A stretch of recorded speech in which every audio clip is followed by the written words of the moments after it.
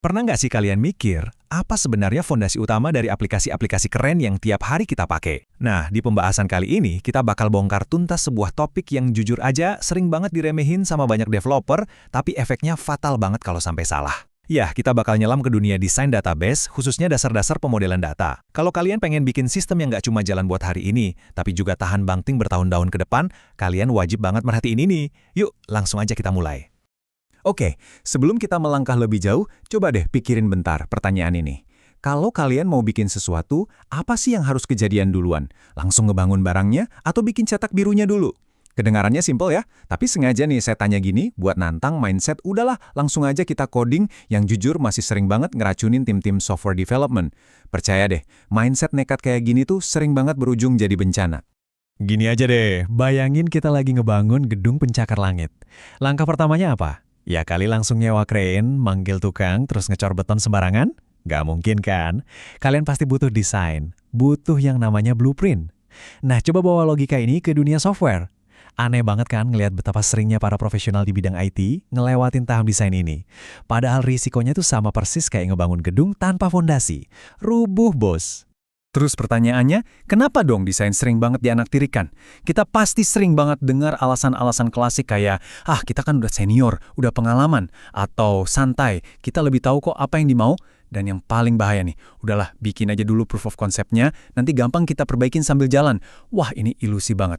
Pas kita mutusin buat ngabaikan pemodelan data dari awal, kita tuh sebenarnya lagi numpuk hutang teknis yang suatu saat bakal meledak dan ngancurin sistem kita sendiri. Kenapa ini bisa bahaya banget? Karena gini, seringkali ada kompleksitas yang luar biasa besar sembunyi di balik hal-hal yang kelihatannya sederhana. Kalian mungkin mikir, ini cuma tabel karyawan kok. Tinggal bikin aja kolom nama, gampang kan? Tapi tunggu dulu.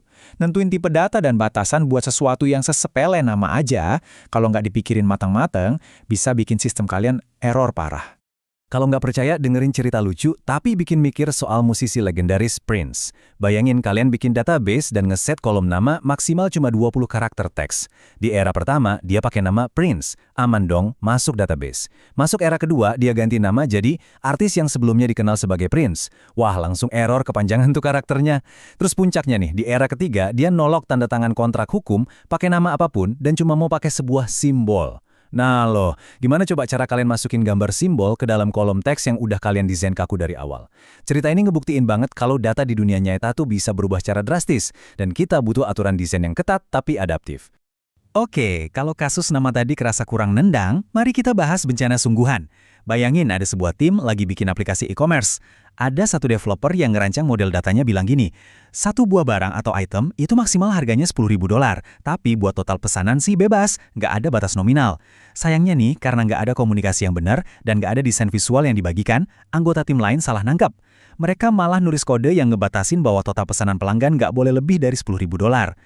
Dan tebak apa yang terjadi pas sistemnya dirilis? Ada pelanggan VIP kelas kakap yang nyoba check out, pesanan borongan senilai $650.000.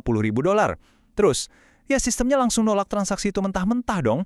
Uang $650.000 atau nyaris 10 miliar rupiah melayang gitu aja dalam hitungan detik. Cuma gara-gara desain sistem disalahpahami sama tim yang nulis kode. Nyesek banget kan? Lalu, apa sih sebenarnya akar masalah dari melayangnya uang ratusan ribu dolar tadi? Jawabannya ngeri tapi simple. Tidak ada model data. Tanpa model data yang bisa dijadiin patokan utama atau single source of truth, tim kalian tuh ibarat jalan di dalam gelap. Mereka cuma bisa nebak-nebak aturan bisnis. Dan asal kalian tahu aja, nebak-nebak di dunia database itu selalu berujung pada kerugian yang luar biasa mahal. Nah, dari sinilah solusinya masuk. Apa sih sebenarnya pemodelan data itu? Simpelnya, ini adalah proses nangkep semua konsep dan aturan bisnis yang penting, supaya semua orang yang terlibat bisa duduk bareng dan diskusi. Jadi, pemodelan data ini bukan melulu soal ngetik kode SQL ya, ini soal komunikasi. Ini perisai pelindung buat aplikasi kalian. Proses ini mastiin kalau pihak bisnis dan developer punya pemahaman yang 100% sama sebelum nulis walau cuma satu baris kode. Buat ngelakuin pemodelan ini dengan benar, kita harus ubah pola pikir. Kita harus pisahin yang namanya desain logis dari implementasi fisiknya. Singkatnya, entitas lawan tabel. Entitas itu konsep logis di dunia nyata. Dia ngedefinisiin sesuatu secara murni, misalnya entitas orang atau karyawan. Nah, kalau tabel, itu adalah wujud fisik dari konsep tadi pas udah dimasukin ke dalam sistem database. Intinya, kita harus paham dulu entitasnya di dunia nyata, baru deh mikirin cara nyimpennya di tabel. Dan pas kalian lagi merancang entitas-entitas ini, kalian wajib banget jadi kritis dan banyak nanya. Coba pikirin hal-hal kayak gini. Bisakah satu nomor pesanan dipunyai sama dua pelanggan yang beda? Terus bisakah satu pelanggan punya lebih dari satu pesanan? Ini bukan sekedar tes logika loh, ini aturan bisnis nyata yang harus nentuin relasi atau hubungan antar data di database kalian. Kalau pertanyaan ini nggak kalian jawab dari awal, aplikasi kalian yang bakal bikin asumsi sendiri nantinya. Dan kita udah lihat kan apa akibatnya kalau main asumsi? Ada satu lagi bagian yang nggak kalah penting, gimana cara kita mengenali secara unik entitas-entitas tadi. Nah, kenalan nih sama dua jagoan kita, kunci alami dan kunci pengganti. Kunci alami itu data unik yang emang udah eksis di dunia nyata, kayak kombinasi nama lengkap dan tanggal lahir. Sedangkan kunci pengganti itu murni buatan sistem database kita. Contohnya sederet angka ID atau barcode yang fungsinya murni biar sistem bisa jalan secara internal.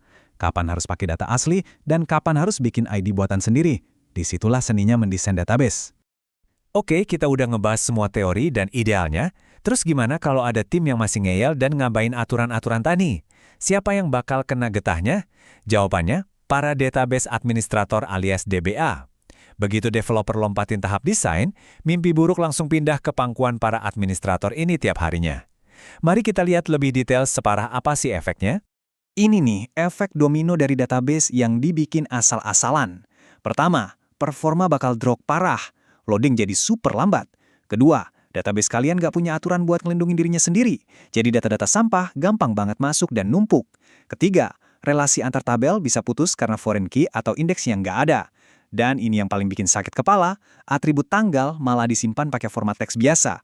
Wah, itu sih ngajak ribut banget kalau mau dianalisis atau diurutin secara waktu. Ngomong-ngomong soal database yang lambat tadi, ada satu quote keren yang harus kita ingat. Satu-satunya ukuran performa yang nyata adalah jumlah waktu yang harus dihabiskan pengguna untuk menunggu. Dengerin ya, pengguna kalian tuh nggak peduli seberapa jago kalian nulis kode atau seberapa mahal server yang kalian sewa. Kalau desain yang berantakan bikin aplikasi kalian loading kelamaan, ya di mata mereka aplikasi kalian itu rusak. Kecepatan itu berbanding lurus sama desain yang bagus. Dan oh ya, desain ini nggak cuma nentuin seberapa cepat aplikasi kalian, tapi juga seberapa aman sistem kalian. Data model itu tempat di mana kalian nentuin batas-batas keamanan dari hari pertama. Jangan nunggu aplikasinya kelar, baru mikirin siapa yang boleh ngakses apa. Lewat cetak biru inilah kita nentuin dengan tegas. Oke, admin A punya kendali penuh, tapi pengguna dengan ID ABC123 cuma boleh baca beberapa kolom tertentu aja. Jadi ingat, keamanan itu mulainya dari desain. Nah, sekarang bagian serunya. Kita udah ngerti teorinya, pertanyaannya, gimana cara prakteknya? Gimana cara kita nerjemahin semua ide di kepala kita ini jadi nyata? Tentu aja kita butuh tools yang tepat. Contohnya kayak Oracle SQL Developer Data Modeler. Alat-alat semacam ini ngebantu kita ngubah semua aturan bisnis yang abstrak tadi jadi gambar visual yang rapi, terstruktur, dan gampang dipahami sama seluruh tim kerja.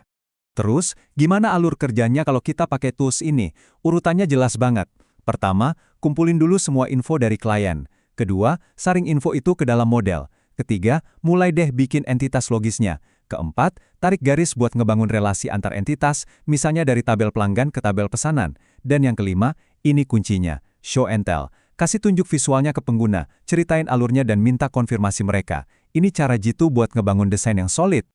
Asyiknya lagi, software pemodelan zaman now tuh punya kekuatan super. Kalian bahkan bisa ngelakuin reverse engineering, alias narik model visual dari database lama yang udah ada buat dipelajarin. Tools ini juga bisa generate diagram otomatis, nyimpen kerjaan kalian di tempat aman, ngelacak siapa yang rubah desain, sampai ngeberesin konflik kalau ada dua developer yang ngedit bagian yang sama secara berbarengan. Jadi kolaborasi tim itu udah masuk ke ranah sistematis, bukan tebak-tebakan lagi. Tapi dari semua itu, ingat satu prinsip emas ini. Secanggih apapun model yang kalian bikin, itu semua bakal percuma kalau nggak ada yang bisa baca. Baik itu dibaca sama orang bisnis atau sesama developer. Jadi pastiin tampilannya jelas. Fleksibel aja sama formatnya, tapi aturan mainnya tetap satu. Selalu bikin modelnya dulu, baru mulai ngekode. Jangan pernah kebalik ya. Sebagai penutup nih, coba deh renungin proyek yang lagi kalian kerjain hari ini. Setelah dengar betapa pentingnya sebuah cetak biru tadi, apakah kalian yakin bener-bener lagi ngebangun database yang kokoh? Atau jangan-jangan selama ini kalian dan tim cuma lagi numpuk-numpukin batu bata secara asal dan sekadar berdoa semoga gedungnya nggak tiba-tiba rubuh besok pagi? Coba deh bawa pola pikir pemodelan ini ke proyek kalian berikutnya dan rasain sendiri bedanya. Terima kasih udah mantengin pembahasan kali ini dan sampai jumpa di topik seru lainnya.